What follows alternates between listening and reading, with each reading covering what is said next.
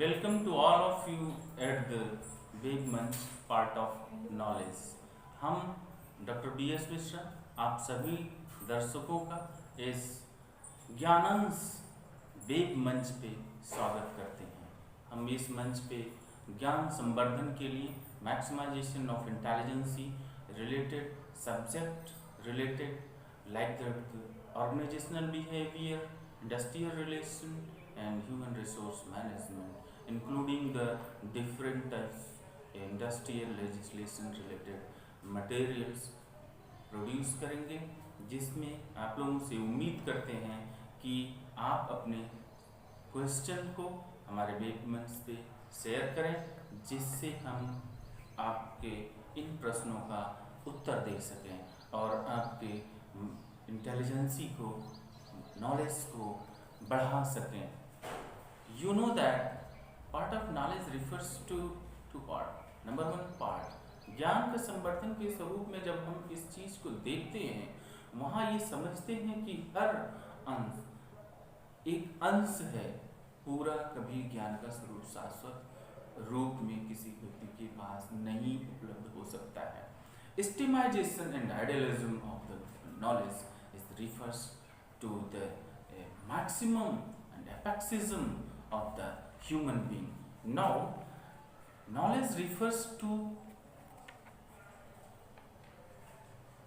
core area of the gaining persons, and it has natural 8 area. Number 1, art. Number 2, evolution of the system, which is known as the history. जब एक व्यक्ति history इतिहास बना रहा होता है तो हमें वो वर्तमान जैसा लगता है, लेकिन जब वो पन्नों में आ जाते हैं तो आने वाली जनरेशन उसे इतिहास के पन्नों में ऐतिहासिक स्वरूप से उस समय के विभिन्न तथ्यात्मक विवेचनाओं के आधार पर वो समझ पाता है कि वहाँ का स्वरूप कैसा था। And other mathematics, fundamental subjects, कला की तरह से गणित भी एक फंडामेंटल सब्जेक्ट है, नेचुरल सब्जेक्ट है, और ये नेचुरल साइंसेस हैं जो समय के परिवर्तन के रूप में विभिन्न क्रिया प्रतिक्रियाओं के रूप में ये एस्टैब्लिश करता है अपने आप को। Political and other things, democratic system and the political system, religion, whatsoever the trend established by the culture and peoples of society, लोगों की सोसाइटी के सिस्टम के साथ जो हम काम करते हैं। Establishment by the technology, technological upgradation, ये techno professional languages, how we communicate to each other like that Hindi, English, Pashto and different language whatsoever applicable by the conversation of the sense of each others one to another.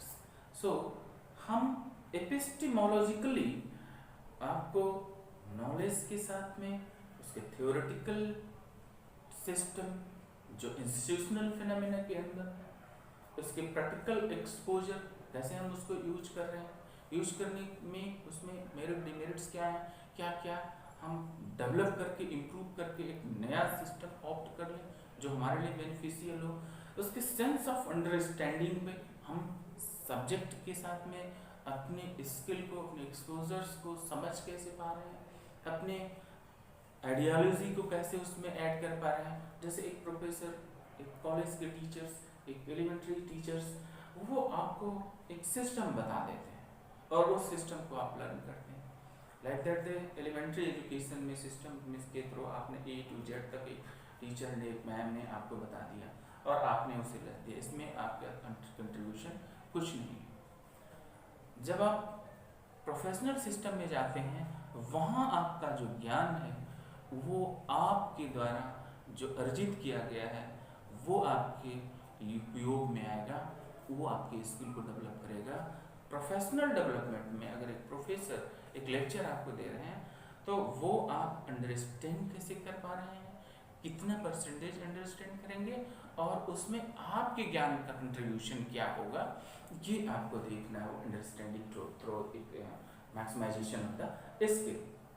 तो ये जो subjective explanation है, जो skill आपका develop कर रहा है, जो आपका एक्सपीरियंस डेवलप कर रहा है, जो आपको एक फॉर्मल डेवलपमेंट दे रहा है, इनफॉर्मल से फॉर्मल फिनोमेना में आप आ रहे हैं, जो एक सिस्टमेटिक माइंड का, साइकोलॉजी का, बिहेव का डेवलपमेंट हो रहा है, एटीट्यूड्स का डेवलपमेंट हो रहा है, इसके बारे में हम लोग इसमें डिस्कस करेंगे। और इस डिस्कशन में आपके क्वेश्चन का स्वागत है। मोस्टली हम मैनेजमेंट से रिलेटेड, जो आर्ट और फिलॉसफी से कंसर्न है, human resource management, organizational behaviour और इंडस्ट्रियल रिलेशन से रिलेटेड, लेजिस्लेशन से रिलेटेड सब्जेक्ट हैं, उन पे हम आपके प्रश्नों का कमेंट बॉक्स में इंतज़ार रखेंगे। हम सबके प्रश्नों का उत्तर देंगे। थोड़ा समय ज़्यादा लग सकता है, या अगले वीडियो में, या जैसे जैसे इसमें हम इस्टेब्लिश करेंगे वो करेंगे।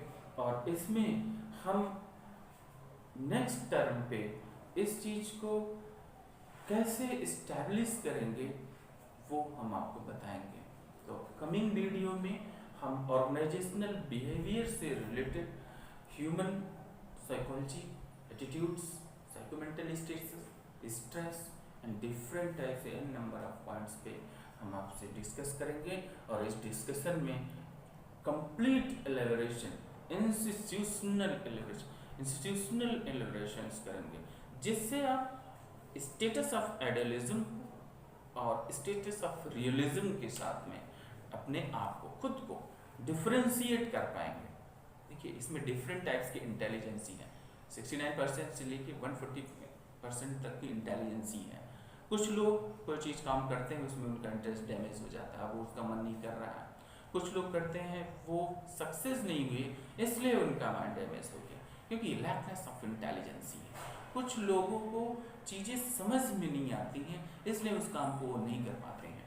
तो जो आप एकदम क्लियर समझ लीजिए कि जिस इंस्टीट्यूशनल फॉर्म में, जिस थियोरेटिकल प्रोसीजर्स में, जिस चीज़ में आपका इंटरेस्ट नहीं हो रहा है, या तो वो आपके इंटेलिजेंसी के अगेंस्ट है, या तो इंटेलिजेंसी, लेवल ऑफ इंटेलिजेंसी से ऊपर या नीचे है, बैलेंस नहीं है।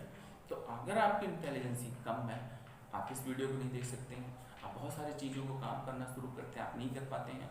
तो ये अपने आप को इम्प्रूव करने के लिए, अपने आप को डेवलप करने के लिए, अपने एटीट्यूड्स में चेंज लाने के लिए, अपने बिहेव में चेंज लाने के लिए, अपने बिहेव में पॉजिटिविटी लाने पे, अपने साइकोलॉजी में, साइकोमेंटल थिंकिंग में, एनालिसिस में ये चेंज लाने के लिए आप हमारे इस वीडियो को देखेंगे।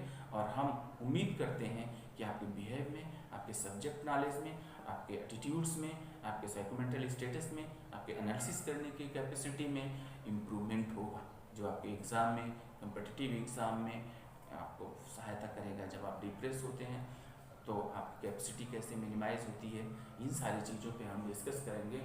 जो सोशियो बिहेवियरल प्रोफेशनल फिनोमेना, इसमें हम सोशियो बिहेवियरल प्रोफेशनल फिनोमेना देंगे।